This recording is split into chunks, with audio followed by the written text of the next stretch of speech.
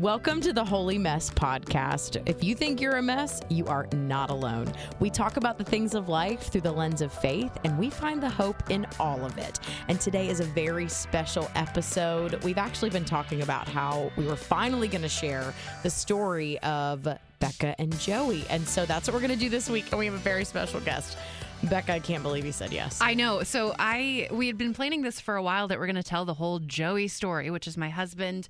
He has a chronic illness. And then yesterday I was like, hey, Joey and I are recording this podcast. Do you want to be on it? Like, just, I thought you'd say no, honestly. I don't understand why you don't think I'd say yes. I don't. I was just like, do you want to? And he's like, yeah, sure. Joy, I accidentally invited a boy to be on our podcast. That is not allowed, but we're going to make an exception. It would be weird, I guess, if we just talked about you, but you didn't get a say. I mean, that's what I thought too. Right. So you're here. Okay, so some of these questions have been submitted by you through social media. So I'm going to go ahead and start it off. We're going to share the story, but Molly wants to know how the two of you met. So we went to the same church growing up. And so our first, it was fifth grade, I guess, was the first time we met. I think so, yeah. Yeah. So yeah. I don't remember meeting him, but I think we always had an awareness of each other. Like he was always the tech guy. Wait, when in the fifth grade you were doing tech? Oh, yeah. What? Oh, yeah, for sure. So that's what Joey does for a living. He's so good at like sound and all of the things. But he had like 10 years of experience by the time we graduated high school. It was insane. True. And then in high school, we actually got close. I was on the youth worship band. He did singing tech still. Yeah. Playing piano. Becca's more singing. of a singer than me. You need to do the anthem. No. Girl, no, trust me. That's from last episode, if you don't know what we're talking about. And then we actually became legitimately best friends. He had a crush on me. Mm-hmm. For a while. Wait, what age is this, Joey? 15, 16, yeah, 17? our junior year. Yeah. Going into senior year. Did you become friends with her because you had a crush on her, or it just happened? Both? I don't know. We all hung out as a group. group. Our social circles overlapped. Yeah. And then he finally kind of started, flirting and stuff. And I was like, no, I'm not interested. And then finally I said yes, and it was the best decision ever. Aww. He likes to tell people that he tricked me into dating him. But It's true. I got a pity date. That's not true. What? It's 100%. I turned him down to homecoming because I was a private school kid and I didn't know how to homecoming at a You weren't public there anyway. school.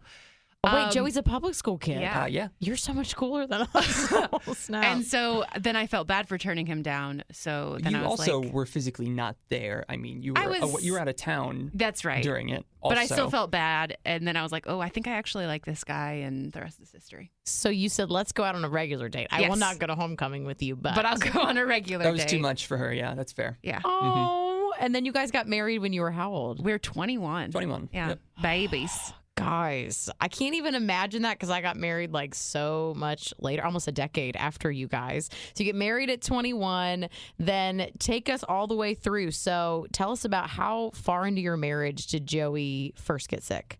April of 2016 when I got 3 years. It was so 3 years into our initially. marriage. Mm-hmm. And he was on the road at the time. Like we said, he does tech and he was on tour. And he was between Alabama and Texas, middle of the night, wakes up, vomiting, chills, can't kind of control your body. Function. Yeah. Had you ever been that sick? No, and I don't even know how I convinced myself to tell my driver that we needed to stop at a hospital.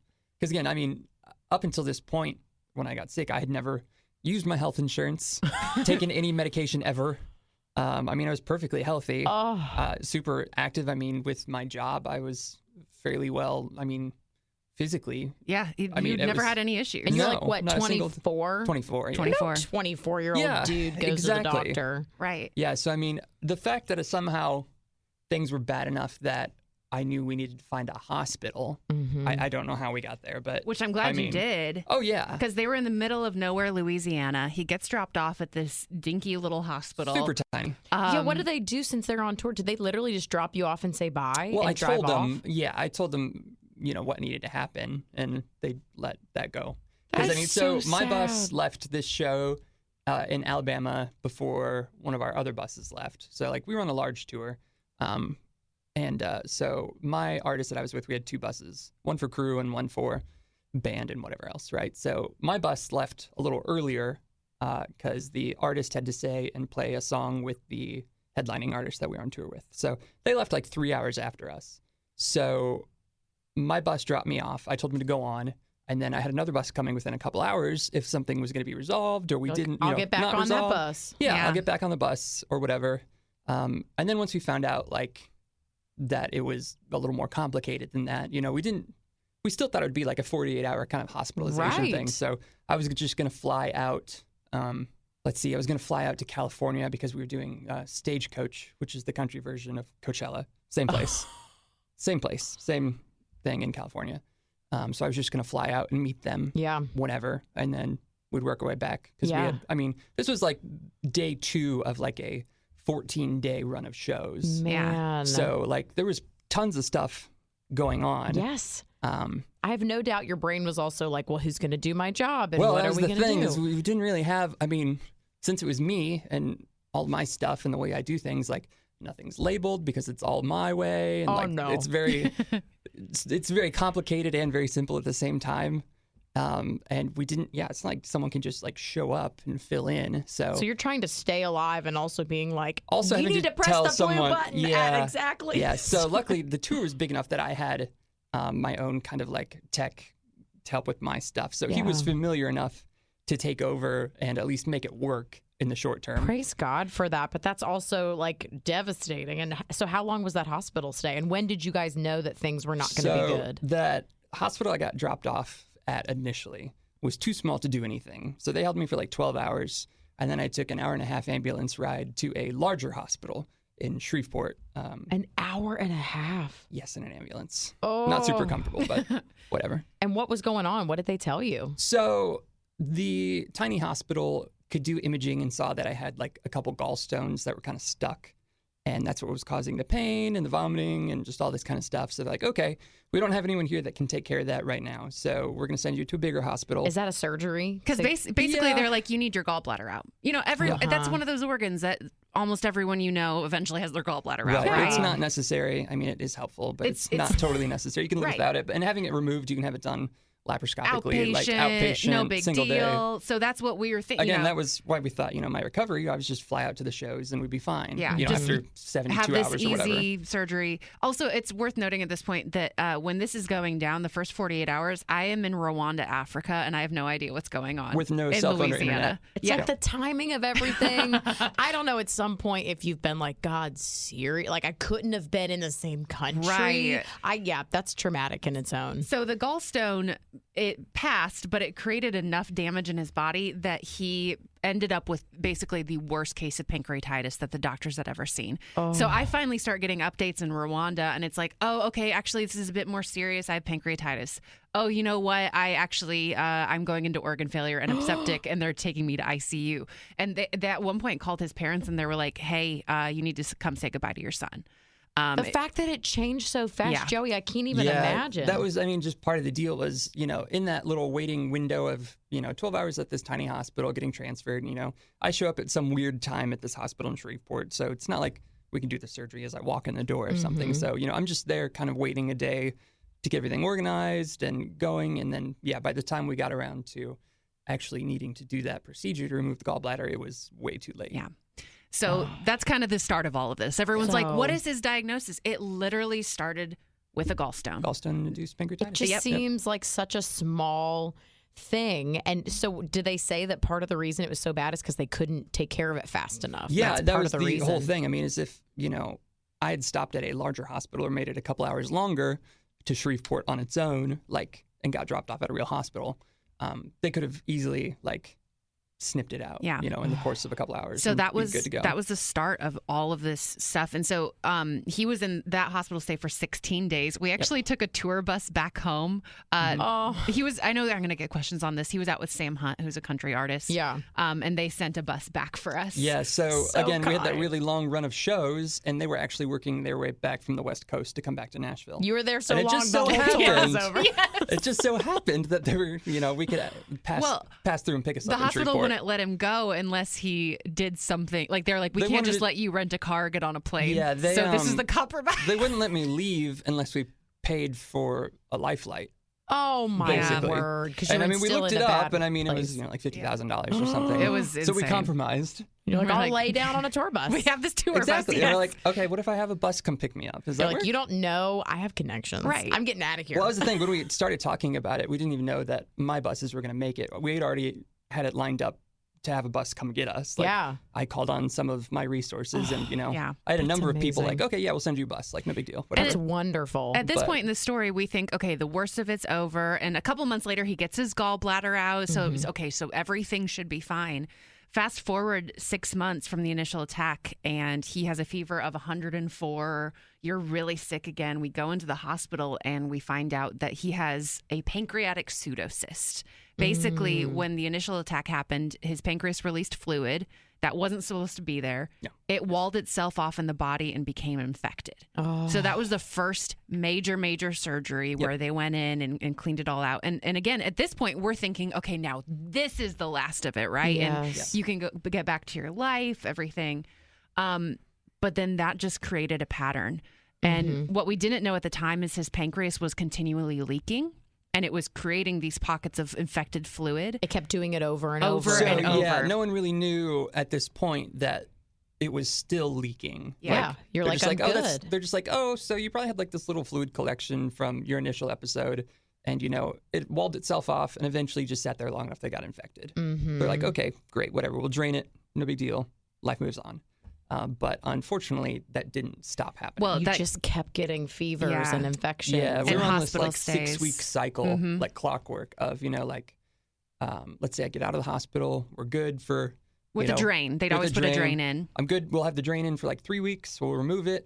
We Which could I'm sure is go. Another miserable. week. Yeah. And then, another week or two after that, it would happen all over again. So we're like on the 6-week cycle of hospitalization and then stepping down through the Yeah. process again. And so then they did another We did that major for surgery, years. to try to fix that. And yeah, like he said, it was this 6-week cycle. And in that time, it was really isolating because we weren't sharing even with our family members that he was in the hospital because we just, I don't even know Is it what just our, too exhausting. yeah. Well, that and we also didn't really know at this point how much of an issue this was going to be. Or Yeah. how, we thought it was like, a fluke. Like, it's not going Yeah. to happen. Like, okay, great. Happened once, whatever. But it never stopped happening. So Yeah. finally, we go up to Cleveland Clinic. This is our first trip.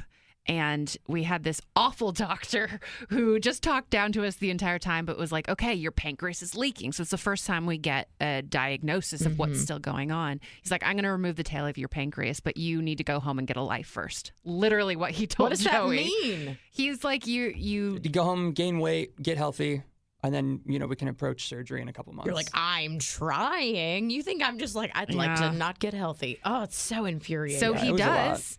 And we go back and the surgeon's like, nah, I think you're good, and didn't do the surgery. What? And so then meanwhile, the cycle continues to repeat itself. Eventually we tried. So basically what would need to happen, since his pancreas was leaking, they needed to remove the tail of his pancreas. So eventually we tried to have that done in Nashville. They can't get to it, to the pancreas itself in the body. This is way later. This is way later This is years later. because of all the scar tissue that is Because of now the built drains up. Because over of the and over. drains, There's other because of the surgeries. leaking fluid, because of the infections and these other. That was the third major surgery you had too. Yeah, your body had been through so much. Yeah. So then that launched our Mayo Clinic journey, which cannot speak highly enough about them. They're Yeah. fantastic. Some people Absolutely. have asked what you guys would have to say about Yeah, healthcare so, I mean- providers and things like that. Yeah, so Cleveland Clinic was the first step outside of Nashville that we took. So we looked at, at this point, I had gone to all of the major hospitals in Nashville for different opinions and things. And none of it was really no one was really solid on, an answer of any kind. So they all recommended go to a bigger institution, get another opinion. We'll set it up for you, Yeah. So, that's what we did with Cleveland Clinic. And that was such a terrible experience overall. But It took us a while to get to Mayo. it did, because we were like, well, we're going to do this all over again. So for a year, we went up to Mayo and they did all of these non-invasive procedures. So they were just kind of trying everything that they could to fix this issue of the cycle that he was having. Yeah, without Without a doing major something surgery. major. And long story short, it ended up not working. And I think by the end of that, the deal was, they wanted to do basically a year of minimally invasive things, which is totally fair. That's a long time. If they can make it work. We and did like 6 or 7 trips to Minnesota during that time. We went at least every other 6 months. Yeah, 6 weeks to 2 months. We went. And so finally, it's like, all right, we're done with this. I think by that point, you were probably at your lowest emotionally of just this cycle. And it was a lot. So we went with the nuclear route. And that was remember that decision. In January of 2019 was the last outpatient visit up to Mayo, and that's when they're like, okay, surgery. You want to do surgery? We're like, okay, yeah. And if you remember the scar tissue that we talked about, they're like, we still need to remove half your pancreas, but because of the scar tissue, we're going to have to take a lot more with it. So that ended up being half his pancreas, his spleen, his stomach, and some intestines. Mm-hmm. That's why it's the nuclear option. Major surgery. So we go up to Mayo. He has the surgery. It actually goes great. It's like this 12-hour surgery, gets through it. It was legitimately, but then a 12-hour-long procedure. But. Wow. 5 days later, things start going terribly, terribly wrong again. And he ends, I won't go into details. It was gross. Let's just say that. Yeah. And it was clear that something was wrong. Basically, we found out that he had a bowel perforation. He had a blood clot that cut off the blood supply to the new connection they made in his intestines. Just didn't work as well as it should have. It was leaking inside his body. Yeah. He had to go into another massive emergency surgery in the middle of the night. This is like a 2 a.m. wheeling me down to an OR, calling in a doctor to come do surgery. Do you have any memories of that, Joey? Oh, yeah, absolutely. You do? Oh, yeah. I wondered how healthy you were in those 5 days leading up. The first 5 days... You're very aware. Pretty aware of everything. Yeah, I wasn't, and I remember, and you started feeling not good. Yeah, that was the thing, was that 5th day, I kept telling them something was wrong, and they took it extremely seriously. Yeah. So I had, multiple different imaging studies and all these kind of things done until they in that figured it out. 24-hour day, and, they couldn't really find a solid reason anything was wrong. They're like, yeah, you're probably right, but we don't know what yet. Because at this point, in these 5 days of recovery so far, they're doing a lot of diagnostic work every day to make sure everything's good. So they're keeping an eye on things. A bunch of organs. I'm like having a CT scan once or twice a day, all these different imaging studies and all this stuff. But, we got to, day 5 and I could tell something was wrong. Yeah. And, tell her what you told them as they wheeled you down to surgery. What do you mean? Oh, I don't remember that. I just remember this. Like he was like, "Please don't kill me." Like that wasn't on the way down. That was me laying on a table in an OR. Okay, not the same thing. Still dramatic. Yeah, that would be me telling a room full of surgeons and other people that we need to make this work, and you need to not kill me. Yeah, right now. And again, this is middle of the night. My surgeon, and that's the other thing is, my surgeon who did the original surgery. Had left. Of course. Well, because he's a super. I did it. Well, no, he's a super big deal. He had months of speaking engagements and stuff on the road. And so someone else had to do it. Someone else had to do it. It was also very, very good. He was so kind, and he was so kind to me. Incredible. It's like 2 or 3 in the morning. He comes into the room and tells me what's going on. Basically, surgery was great. He made it through. There was all this stuff to clean up. He ended up with an ileostomy because they had to take more intestine. And an ileostomy, you have heard of a colostomy. That's basically an ileostomy is coming out of your small intestine instead of your large intestine. And it's the bag on the front, that you've probably seen people have. But he told me what had happened, and he held my hand while I cried, not in a creepy way, but in just a really kind, God. I don't know what else to do for you, but I'm going to sit with you, and until you can wrap your head around this. And so Joey was in ICU, which was awful. I felt like it was so long. You guys were there for a month? Well, we were there for 6 weeks. Yeah. Word. He didn't know, he thought I had abandoned him in ICU. It was this very, very traumatic experience. So that whole year was spent recovering from that, obviously. Legitimately. It really was. I had an open wound. Yeah, that was the other thing. Year. Because they went back in, they couldn't close them back up. So I had to learn how to do very intense wound care where you need to know Becca's basically a nurse and Joey's basically a doctor. Yeah. From all that you guys have We've been learned through. a lot. It's true. And that takes us up to the pandemic, basically, right? So then that gets us through the end of 2019. Yep. So pandemic comes and he doesn't have a spleen and he has all these health issues. So we lock down. And I had follow-up appointment. Yeah. In March would have been the 1-year follow-up for the surgery, but we had to cancel. He was supposed to have his ostomy reversed at Mayo. We had to cancel. We tried to get it done in Nashville.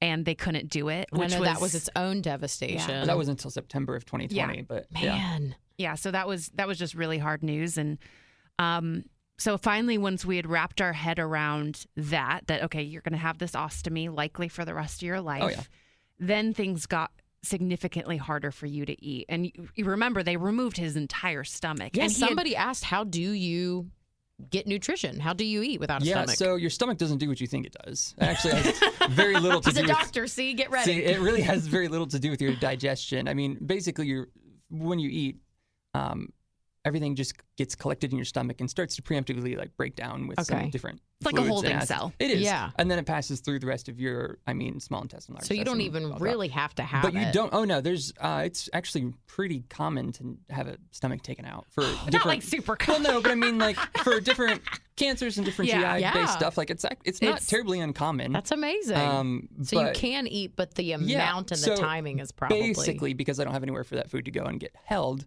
anything I eat basically has to be processed in real time. So I can only eat really, really small portions of food. In the beginning, that went fine. And he was learning after that initial recovery, he was learning how to do that. Yeah. But then at some point, it just started getting worse and worse for you. And you would have 2 days where you couldn't eat. And then it was a week where you really couldn't eat without getting nauseated. And then it was a month, and it just kind of became... And he had a feeding tube in this time. That didn't go well. Had to have that taken out because it was just too rough on his system. Yeah, you're just trying to find ways to get nutrition into your body. I had that giant surgery in March of 2019, and I spent an entire month in June and July in hospital in Nashville because of the nutrition issues and some other stuff. So I had a feeding tube placed, and that didn't end up working long term. So, long story short, he got to a point where just eating has become a lot harder for you to handle. Yeah. And they put him on TPN, which is total nutrition. Look it up. It just gives you nutrition through your bloodstream. Yeah, it's directly into your bloodstream. There's nothing involved. There's no digestion or anything. It's just basically sugars and fats and nutrients. Yeah, to give you what you need. Yeah. But so that kind of 12-hour infusion overnight. That kind of brings us up to this past fall. We got the news that because of all of his trauma, his liver is headed into failure. It's not failing yet, but it is on that path. It's something we've always known due to my constant blood work. Yeah. There are plenty. I mean, we've known there was an issue, but it was did not care enough to take care of it. So I finally got around to taking care of it. Isn't that so sad, though, that you're the footnote is that's way down the priority list. Failing, but you're also that's way down the list. Well, you have to have nutrition, so this is immediate. Yeah. So the news in October was your liver is going to fail, and liver failure kills you. And the only way to prevent this is to get a multi-visceral transplant, which is multi-organ. He would, the consideration would be for intestines, a stomach, a pancreas, and maybe a liver. Every patient is a little bit different, but basically intestinal transplant is the base, and then maybe some other organs for just fun. Throw some things in. Yeah. So I want to throw in a couple questions here because we're going to get to where you guys go with that, because that's really a huge decision. Your lives have changed in the last couple of weeks even. So Genevieve wanted to know, Joey, have you been able to work through any of this? What has your life looked like? So, I mean, I had to stop touring full time, obviously, after, the initial episode in 2016.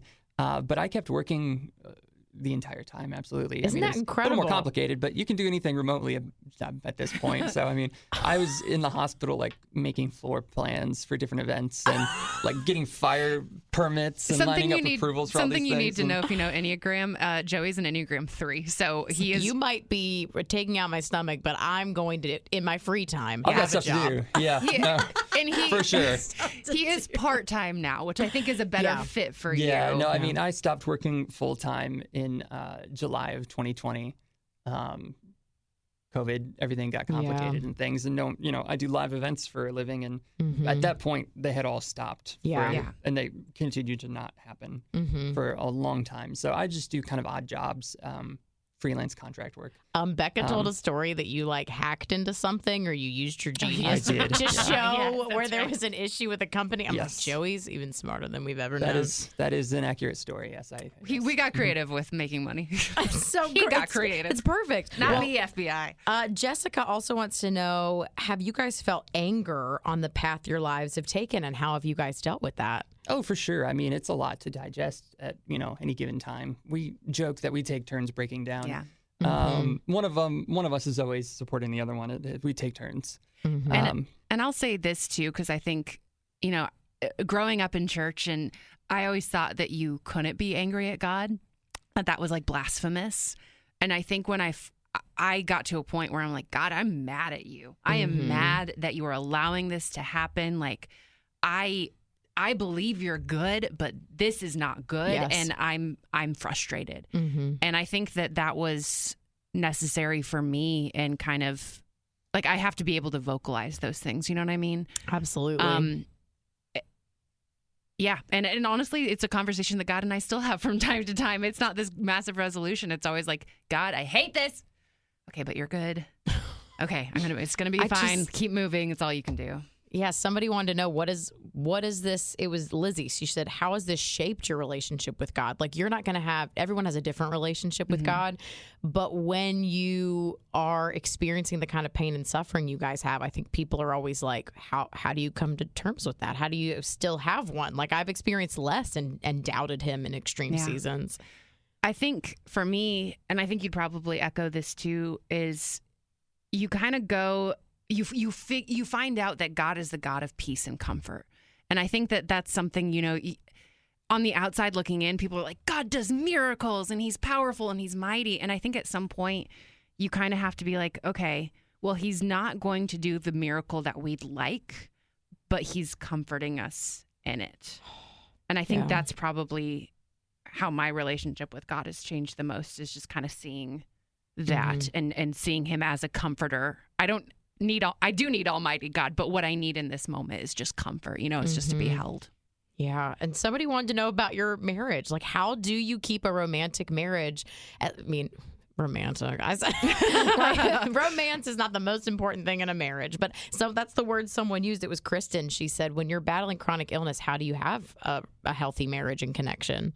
It's different than it is when you're newlyweds. Just like every season of marriage is a little bit different. You as a parent, Joy, you don't have the For same a while, relationship. we were like, I need you. I don't like you right now, but we need each other. But I think that there are just really beautiful moments that you find. It's when you're in the hospital on an anniversary, but you write each other really sweet letters that maybe you wouldn't have otherwise. Or it's just those little moments that, like, I think this is really cute. I don't think I've ever shared this before, but sometimes I'll be hooking up his IV lines and he'll like kiss my hand and I'm like, oh, that's so cute. Like, I don't know. It's just In my sleep. seriously, it is romantic. but That's right. it's just those, it morphs, but I think any season of life morphs that, right? And so it's just looking for those moments where, we're not going to be able to have these grand dinners out all the time. No, it's not the exact same, that's for sure. But we can look for ways to appreciate the moments that we do get of romance. Yeah. And I think your bond is probably deeper than a lot of marriages for would sure. know. Yeah, no, we've learned a lot. And I can see how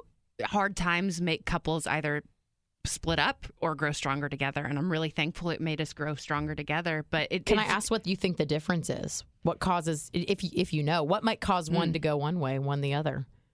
I think that this is just my guess, because I'm not in everyone's shoes, but I know for us, it was like, okay, this is something so unique to us that the only option we have is to team up and be a unit and support each other.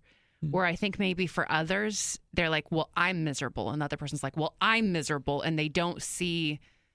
And Joey and I have different struggles, me as a caregiver, him as a patient, but we both are thrown into this chaotic life and we bond over that. Would you say that? That's I think that's fairly accurate, yeah. Nobody else gets it like you guys do. Right. Yeah, that's perfect. And so there's a few others. Anna wanted to know about your pain management. It's like, how has that been for you in the years that you guys have just complicated. covered? Yeah, she said, are you able to get the medication you need? It is complicated. Yes and no. So, I mean, it's come with a lot of different caveats, and it's a hard field to navigate for sure. But luckily, I have a great team of doctors all around me that I can call on for help. I see, and this is fairly new. I've just been seeing him for a few months now, but I actually see a doctor who his whole practice is based around just dealing with people who have chronic long-term illnesses and issues and helping them have some kind of quality of life. It's palliative care. Palliative care. Mm-hmm. Yeah, which people freak out and think immediately of hospice and dying, but that's not the truth. But, if you have a chronic condition of any kind, look into palliative care. We did not know about it for a long time. And I wish we had. Because again, we had the same thing. It was like, well, I'm not in hospice. I'm not dying. Like, how does that work? But no, it's complicated, but luckily he's done great and helped us out a lot. And it's, I would say you still live with a degree of pain every single day. Yeah, and I've also, it's a really difficult field to navigate, but at some point you kind of, you can only do so much. Like, there's not a lot of asking for additional help. It's like you kind of get what you're going to get, and that's kind of the end of it, which sucks. But it's never going to go away completely. And, but I can manage. And we keep trying. Like, he's recently tried acupuncture, just to see if that would help. And it did a bit. There's a whole Vanderbilt here in Nashville has this whole alternative branch of medicine. Yeah, this weird combination of Eastern. It's an interesting mix of Eastern and Western medicine, and a lot of psychological things and mindfulness and meditation and all kinds of different things. Which, it's been really that's interesting. An option, even if it doesn't help as much as other things. If you live with pain every day, I can see you being like, let's try it all. Yeah, that's the thing is, there's nothing to not try.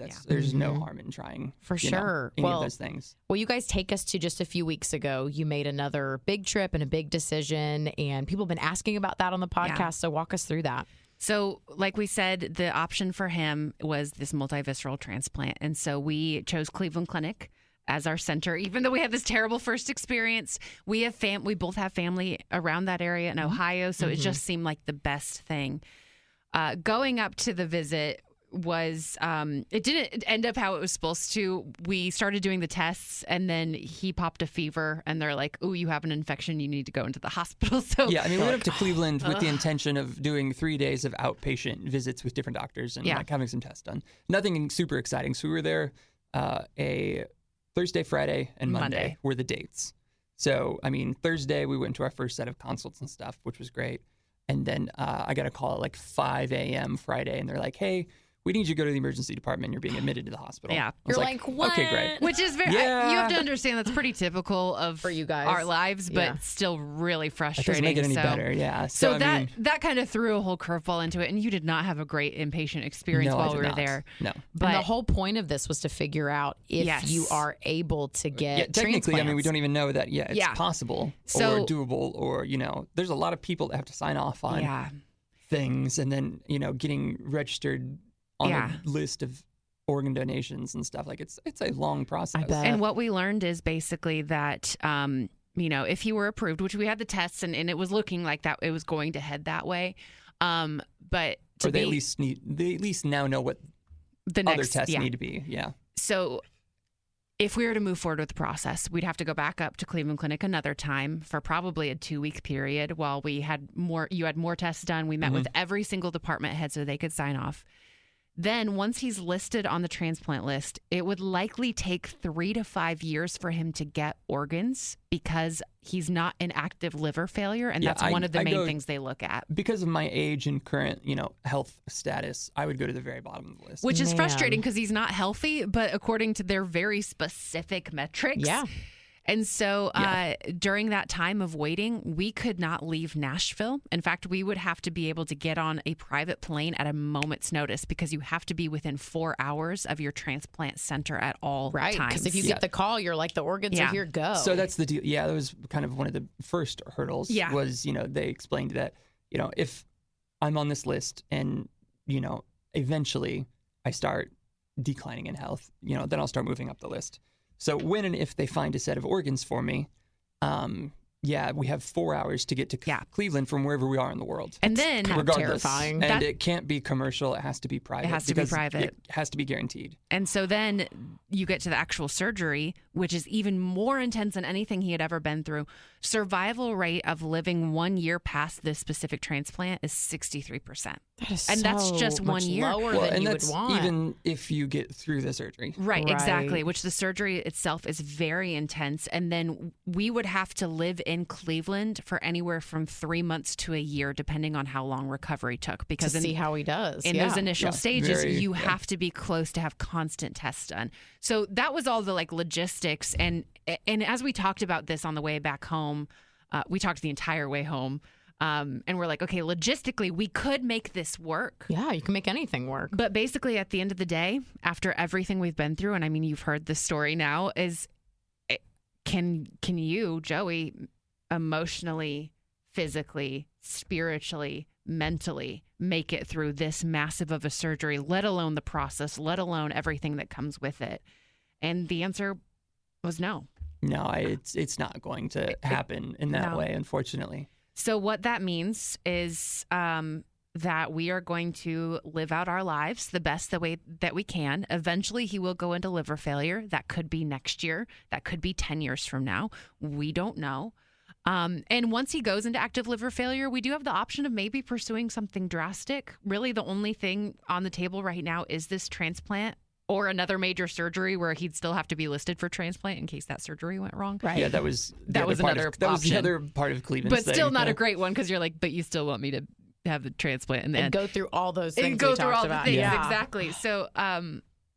So eventually, maybe we will make the decision that if you are deathly ill, that we pursue something. That will have to be the choice. It's not like we can't just ignore it forever. Right. Right. But for right now, there's nothing that can be done. No. So, I mean, there's no reason to continue with anything. So we have already cashed out Joey's retirement, and we are going to focus on making memories and having as many good days together as we can.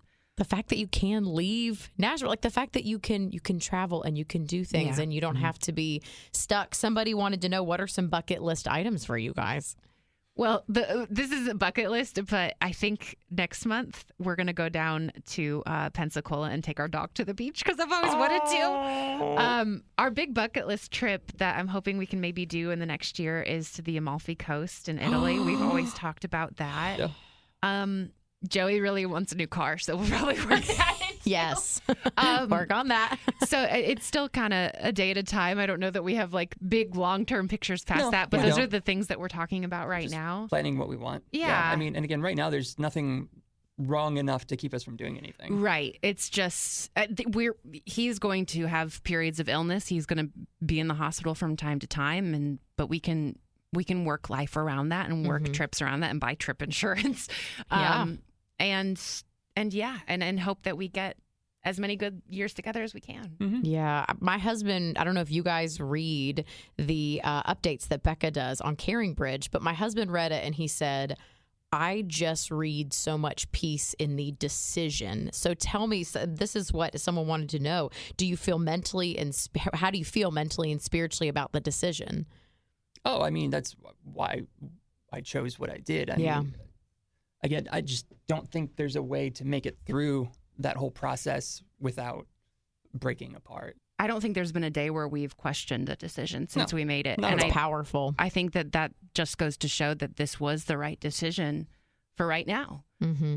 And I think maybe what we were most afraid of was telling our families because, okay, are people really going to understand this choice to not have a massive medical intervention? Because I think that we live just as a society, we just always want to fix, and we're choosing not to fix, But you've tried for years. And thankfully our families were really understanding. And I think we haven't gotten any real negative feedback from anyone at this point. And that helped a ton. Mm-hmm. Yeah. Jessica said, are you preparing for end of life due to the decision? What does that look like? I mean, again, we have a long time before any of that is relevant. There's nothing to plan yet. It's just us. I mean, he gets labs done every week and we should get markers as things deteriorate eventually. And so we've had conversations of like, at that point, maybe we look into arrangements. And I have a really good friend whose husband was just on hospice and he passed, but hospice was a really great experience for them. And again, that's so far down the road. It's not even close to relevant. Not yet. And again, the decision at that point might be, okay, surgery let's try something. Let's try something. Or maybe surgery will be more advanced by then. Medicine is always advancing, right? That's so good. There could be a path forward. I think mentally, though, for us, it's been helpful to know that there's going to be an end that's probably sooner than the average lifespan. Yeah, but again, that's so irrelevant at this point. Yeah. There's nothing to fret about. There's nothing wrong enough to do anything about. And I mean, there's nothing to plan for. Yeah. I mean, it's going to be a long time coming before praise any of God that is even for relevant. that. I'm grateful that you guys would be so honest with us about all of it, because I think there's so many things that so many of us like take for granted. And like, Joey, every day that you're like, I'm not in the hospital, and like that you look at life differently. You just do, and you will. And people are asking, specifically Lisa reached out and said, we just want to know how we can help. And a lot of people ask that. And that's a hard question that Becca and I have been like, when people ask that. But she is like, what can we pray for specifically? Or what can we hope for you guys? Yeah. What does that look like? I would say the number one thing is pray for good days. You know, pray for as many good days as possible. Whenever you think of us, whenever you think of Joey's, just pray that today is as pain-free as it can be. Because no matter what's to come, that's the immediate reality, right? Is that life is still hard in the in-between. And I think that would probably be the number one thing is just pray for good days. Yeah. Absolutely. And I think what's so beautiful is your vulnerability and your honesty, because the truth is none of us can control anything about our lives. Like we can't control the next breath that we take. We have no control over things, but you guys are living with that more upfront in your face. And the fact that we're not promised tomorrow, but that you're like, okay, we're just going to take it one step at a time. And we still have a relationship with God. I think that's inspiring to people to be like, even when life gives you some of the hardest stuff, you guys are resilient, and like you never asked to have to be this strong, but you have been. And I'm grateful to have you in my life. I'm grateful you'd share this story with us. And I mean, you get to spend time with Becca on the podcast. You know she's amazing, but Joey is too. So we're so honored you join us today. I appreciate you saying that. And I just want to say this, if you're in a similar place where you are having to be strong, it's okay to let go of that now and then. It's almost unfair that there's this strength that's expected. Yeah. And I just want you to know that if you're facing that, you're not alone. And that's all I can say is that you're not alone. There's nothing else to say except I'm sorry for whatever you're facing. And if you ever need support, holymess@wayfm.com is the email address. That's right. We're right there. Thanks so much for listening. If you got something out of this episode, would you consider sharing it with a friend and leaving us a review? If you have anything you'd like to share with us, email us, holymess@wayfm.com. And that is spelled holy, Holy, not like that holy Swiss cheese. Thanks so much for being a part of our messy family.